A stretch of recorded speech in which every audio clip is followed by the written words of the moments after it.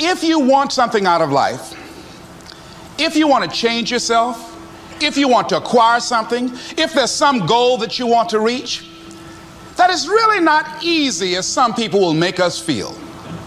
That living your dream, changing your behaviors, overcoming negative habits, it's challenging.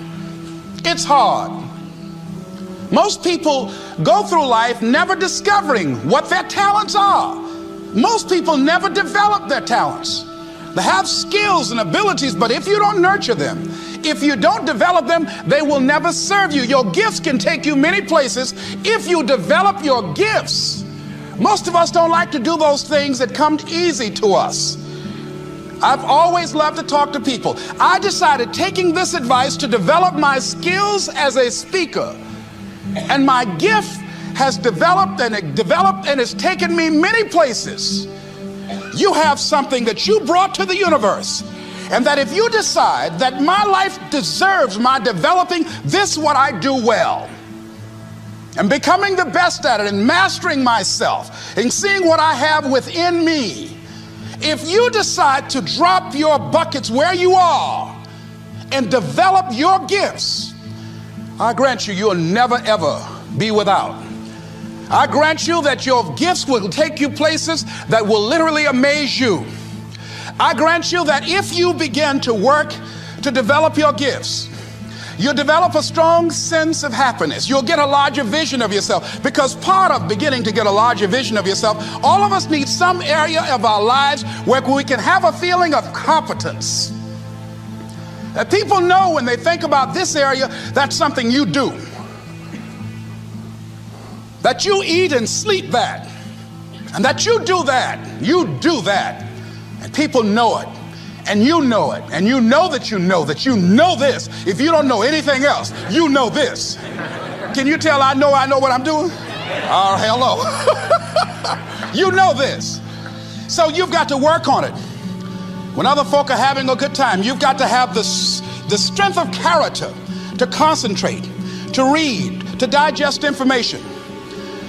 If you decide in any particular area that you're concerned about, to make a conscious, deliberate, determined effort to read one book a month in that area, in 5 years, you'll be among the top 5% experts in the world.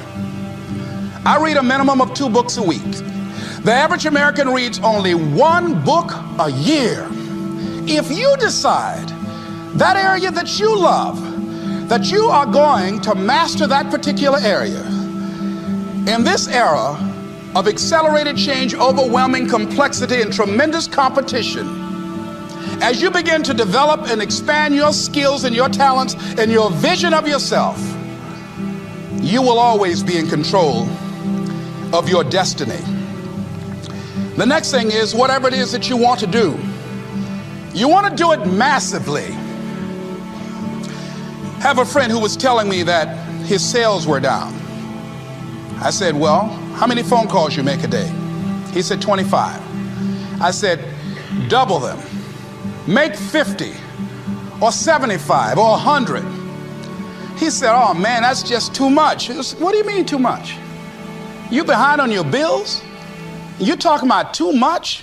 You know one way to get back on your feet real quick is to miss 2 car payments? You talking about you're tired?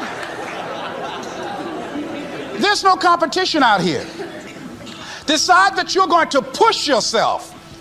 Most people won't do that.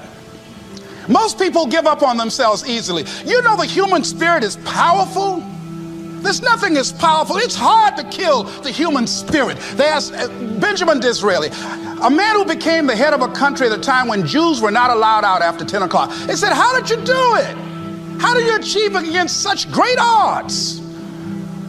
He said, nothing can resist the will of a people that will stake even their existence on the extent of their purpose for good. That when you have a made-up mind, when you decide that you want to do something, I was reading something the other day, he said, the power to hold on in spite of everything, the power to endure, this is the winner's quality. The hunger, the ability to face defeat again and again without giving up. This is a winner's quality. You have that quality within you. When you're hungry, you don't care about the facts. You don't care about the odds. Doug Williams played for the Washington Redskins, quarterback. John Elway of the Denver Broncos in the Super Bowl. Everybody was talking about Elway. After the Super Bowl, when Doug Williams made a historic passing game, they asked him, said, how were you able, in spite of all of the negative publicity saying that you couldn't win, how did you do it? He said, I ignored my critics. I just didn't pay any attention to them. I ignored myself because they kept on saying it so much. There were times I doubted whether or not I can do what I needed to do. There's a Doug Williams in everybody here. There's greatness in you. And you've got to learn how to tune out the critics outside and the critic inside. And since I'm going to do this, I'm going to harness my will. And I'm not going to let anything stop me. I deserve this. I'm going to do it until. And this friend, I told him, said, start increasing your calls. I said, I make 100 calls a day. I got a callus in my ear. My ear's kind of dark. You can't see it, but it's there.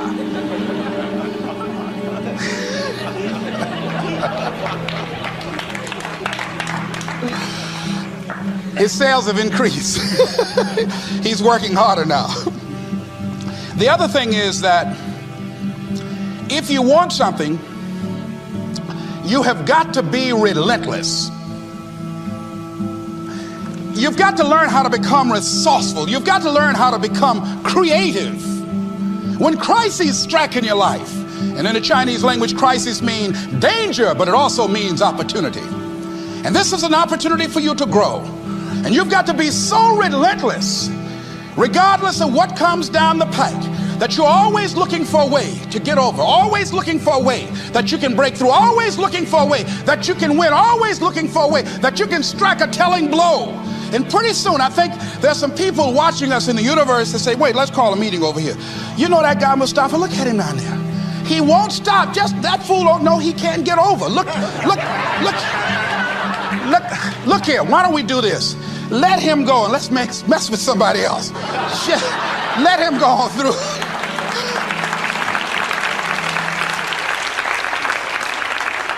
Life will just get tired of whipping you sometimes. And just say, let's just let this one go. I believe this. Now, no one has told me this, but I just kept on kicking.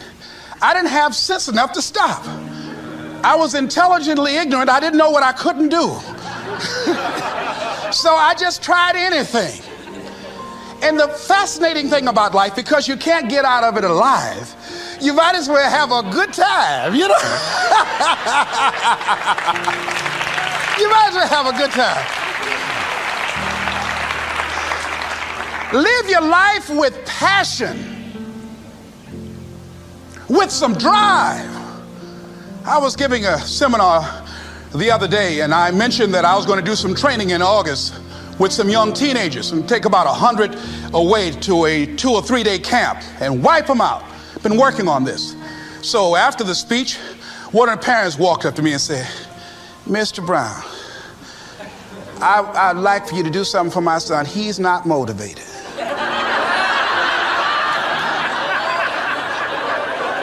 I said, I wonder why.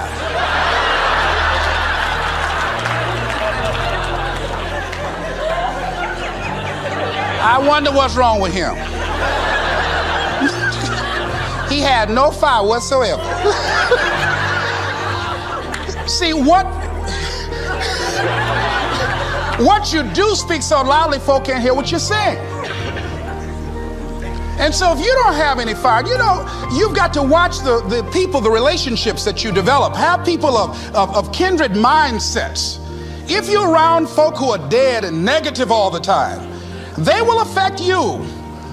You want people that are around you that have smiles on their faces, looking good.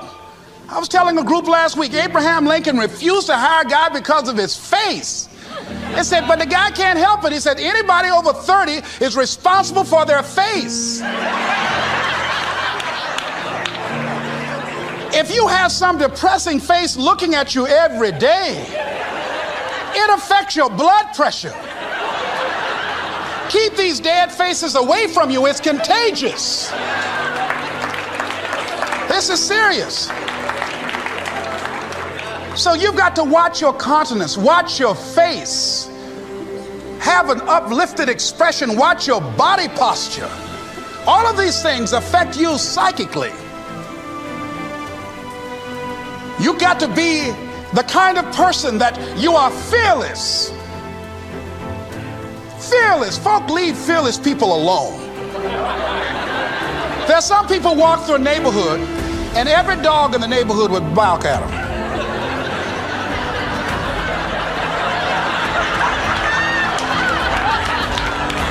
But there's some people come through and ain't nobody gonna mess with this.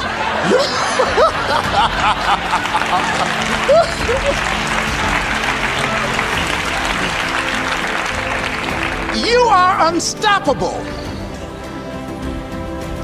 And because you are unstoppable, because you've got power that you haven't even begun to use yet, you owe it to yourself to release your brakes. How many of you have the experience of pulling out of your driveway and you mashed on the accelerator and the car was just going, and couldn't move, and you mashed harder and it couldn't move, and then you discovered you had your emergency brakes on, and then you release those emergency brakes and it goes, choo! Have you ever had that experience before? Most of us go through life with our brakes on, holding back, not giving all that we have, not sharing all of ourselves. Most of us go to our graves still holding on rather than releasing it.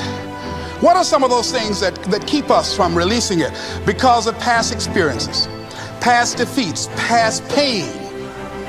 We look back, well, it didn't work out then. It probably won't work out now. Many people get confused their performances with who they are. I was reading Pat Riley, the coach of the Los Angeles Lakers.